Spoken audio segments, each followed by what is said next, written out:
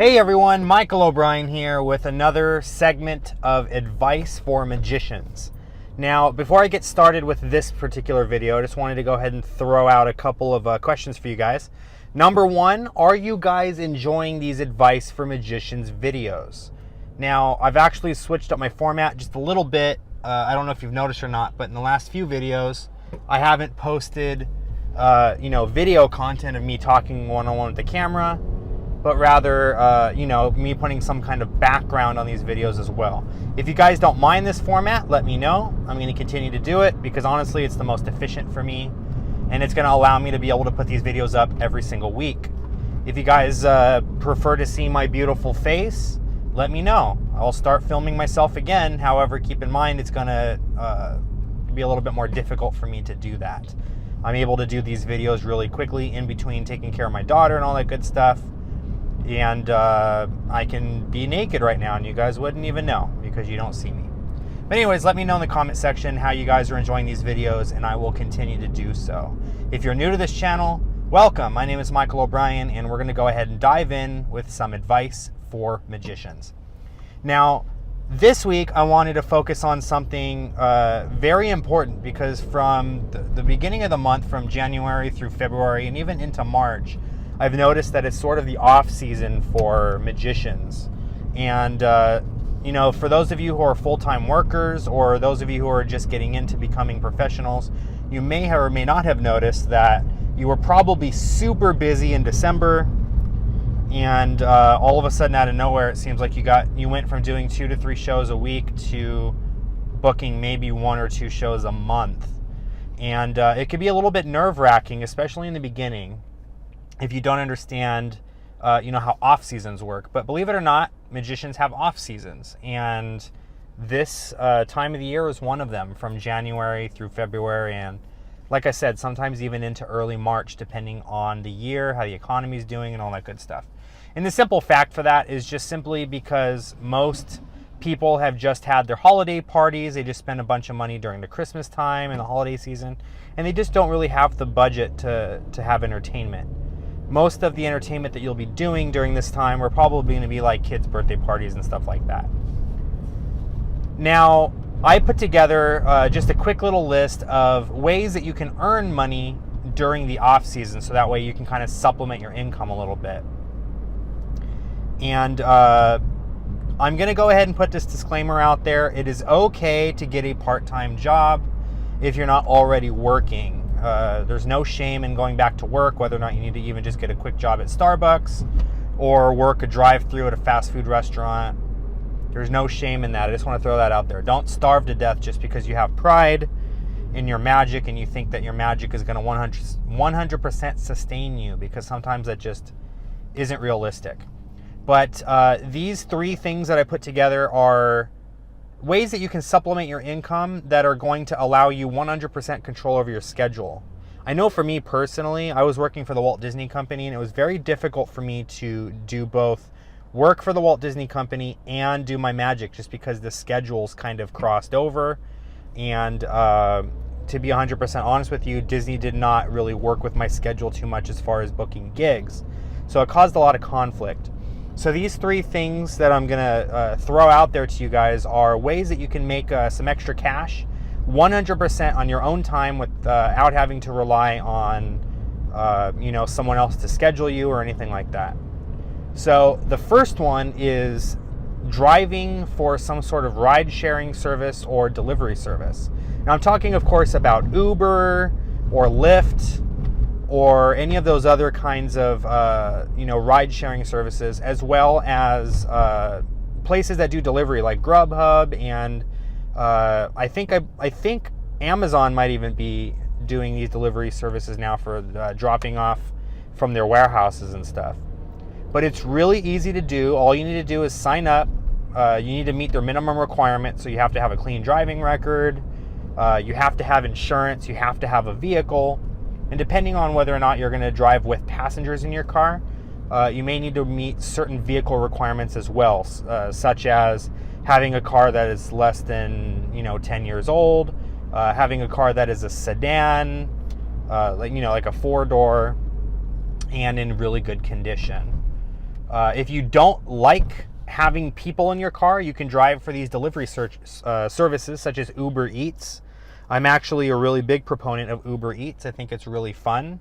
I drive Uber Eats on my slow days when I know that I need some extra cash, and it works really well. It's a great way to supplement some of your income.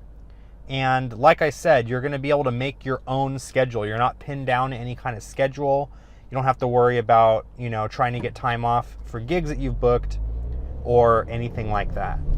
And the cool thing about driving Uber is that you now are marketing yourself to these potential clients. For example, I have someone in the car with me. The first thing that they usually ask when they're trying to get to know you a little bit better is this your full-time job, or do you have, like a job on the side that you do, or what's the deal? And usually I will say, oh, well, actually I'm a magician. And they'll start to laugh and they'll go, no, but really, what do you do? And then I'll say, no, really, I'm a magician. That's my full-time job. This is just something I do on the side for some extra cash. And it gets a conversation going about what I do and all that stuff. And then I usually will end up handing out my business card, and I'll say, if you're interested in anything that I have to, that I'm offering, or if you're having a party coming up or know someone that does, go ahead and give me a call. Now you've just marketed yourself to somebody, while you're actually driving, making some money. So it's not bad. But yeah, so driving a ride-sharing service or some kind of delivery service is a great way to make some extra cash. Another great way to make some extra cash is to flip products. Now, what I'm talking about specifically is either doing internet marketing like on eBay or Craigslist or something like that, or you can even create a Shopify store and you can flip products there. Now, when I say flip products, basically what I mean is you're going to sell other people's products, and you can do drop shipping, or you can even purchase products for very low cost, and then you can sell them on your website, or you can sell them like through eBay or any of those other services, Shopify, stuff like this. So for example, maybe you might go to like a Goodwill or some kind of thrift store, check out some really cool items there, see anything that looks like it might sell really well. If it's a good deal, like maybe you'll get something for $1 at Goodwill and you can sell it on eBay for like $10. Or another thing you could do is you can do like Shopify store, and you can sell products through there. You can do drop shipping. So you don't even have to have a stock of products yourself. You can actually drop ship other things like t-shirts or mugs or collectible items or anything like that. I'm going to leave a list of links in the description below of different drop shipping websites, so you guys can take a look there to see if anything tickles your fancy. And then I'm also going to leave you a link to a couple of channels that I suggest you check out for creating Shopify stores specifically and learning how to drop ship and all that stuff. I suggest you check out Alex Becker's stuff. He does a lot of really good work when it comes to drop shipping and flipping things. I also suggest you take a look at Gary Vaynerchuk's videos as well. He also talks a lot about that kind of thing. And the biggest thing is using social media to push these things. That way you can actually sell them. Facebook marketing, running ads, one-on-one marketing, emails, all that stuff. So flipping and drop shipping items is another way that you can earn some extra cash on the side. And last but not least, this is the second part of my business, as a matter of fact, is creating and selling magic to other magicians. Now, if you have not already, after you're done watching this video, I suggest that you go onto my YouTube channel and check out my how to create and sell magic to magicians video, where I'm going to go into a lot more details of how you can actually do that.